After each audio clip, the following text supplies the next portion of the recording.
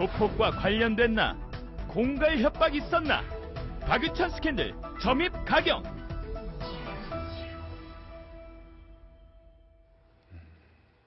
네, 가수 박유천 씨의 성폭행 의혹 수사가 지난 금요일 날 또 압수수색을 하게 됐습니다. 소위 그 유흥업소에 대한 압수수색에 나섰는데 이 사건이 벌어진 지 좀 지났거든요, 보면. 그런데 이제 뒤늦게 압수수색을 한 이유는 뭘 찾으려고 하는 거죠? 그거 뭐 있을까요, 그게? 경찰에서 제일 중요한 거는요. 지금 이거 뭐 세 줄기 아닙니까? 성폭행이냐, 성매매냐, 아니면 단지 공갈 사건이냐, 세 줄기를 놓고 보는데요. 술집 그 업소에 들어가가지고 매상 장부를 전부 다 압수수색한다는 얘기는 바꿔서 얘기하면 그 주대에 술값에 혹시 그 화대가 포함되어 있는지, 성매매 대가가 포함되어 있는지 여부를 정밀하게 그 살펴볼 필요가 있기 때문에 장부는 반드시 압수해야 할 입장이었어요. 네. 예. 소위 이제 과연 그날 그 여성들이 거기에 근무했는지, 네. 또 혹시 그 돈을 주고받았던 기록 같은 게 남아 있는지 뭐 그런 네. 걸 확인하기 위한 것이군요. 근데 이제 그 영상을 보니까 여성 경찰관들이 그 압수수색을 하는데 참여했더라고요. 보니까. 네, 맞습니다. 그날 이제 또 평일이었기 때문에 그 굉장히 근데 또 영업을 또 하고 있는 상태에서 이제 그렇죠. 압수를 했다 그러는데 네. 좀 손님들이 놀랐을지도 모르겠어요. 그 손님들은 상당히 놀랬을 것 같고요.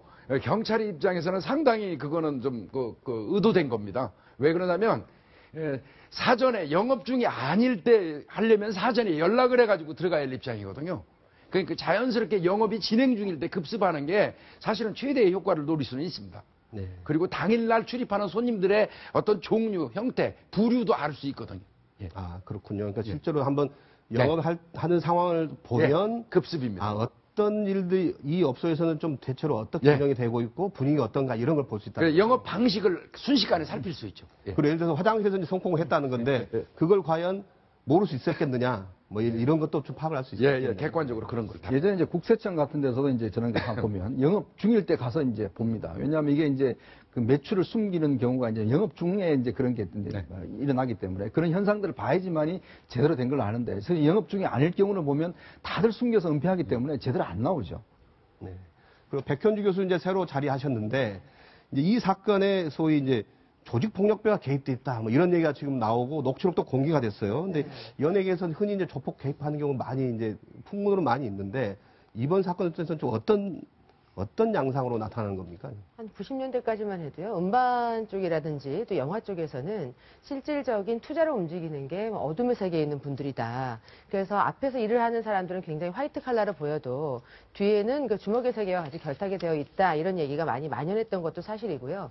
실제로 무슨 일이 있을 때 주먹의 세계에 계신 분들하고 연루가 돼서 뉴스 보도가 나왔던 적도 있지 않았습니까? 김태촌 씨 사건도 마찬가지였었고요. 과거에 권상우 씨하고 문제가 있었을 때도 언론에서 대대적으로 보도를 했었던 적이 있었는데요. 이번 같은 경우에도 일단 박유천 씨 소속사 측에서 주장을 하기로는 그 처음에 고소했던 A라는 여성의 남자친구하고 사촌 오빠라는 황모 씨, 서울시에 있는 어떤 조폭의 멤버라고 이렇게 전해지고는 있는데요.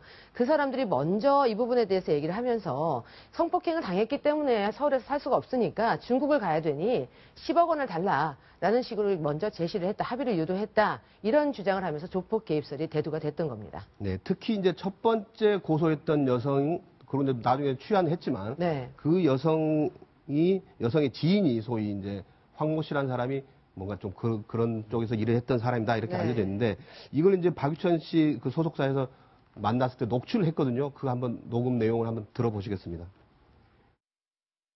저희가 의도치 않게 어차피 일어나서 사회를 뭐 해결해야 되는 거는 다 알고 있는 부분인데요. 이거를 저희가 금융을 제시하면서 얘기하는 게 인간으로서 들어야 맞는 건가 이렇게 좀 이런 생각도 좀 들고, 그리고 어제 새벽에 이런 게 지금 과정 있잖아요. 기서 힘들다 그래가지고 어떻게 해야 되죠?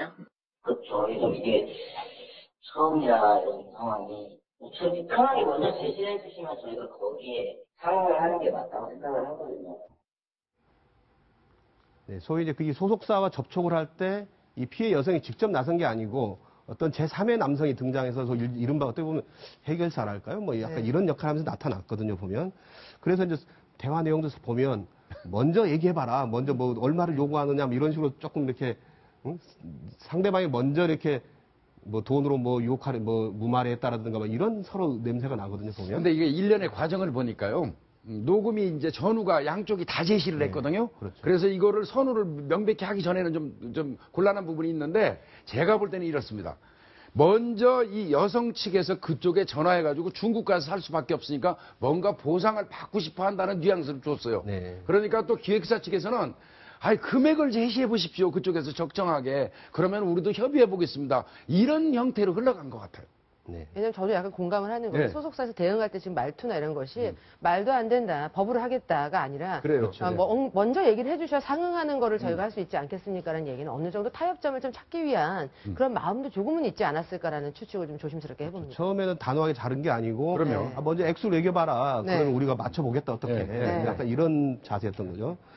야, 그런데 이제 박유천 씨는 어쨌든 연예계에서 어떤 상황입니까? 거의 뭐 사망 선고 받은 그런 거랑 비슷한 거 아닌가요? 비슷한 거죠. 왜냐하면 지금 성폭행과 관련된 혐의를 벗어난다 하더라도 성매매와 관련된 산이 또 남아있지 않습니까? 그럼 성매매와 관련된 또 혐의도 벗어난다 하더라도 업소에서 지금 공익근무요원의 신분으로서 성관계를 가졌다는 자체만으로도 이미지 회복이 어려운 상황이죠. 지금 상태로서는.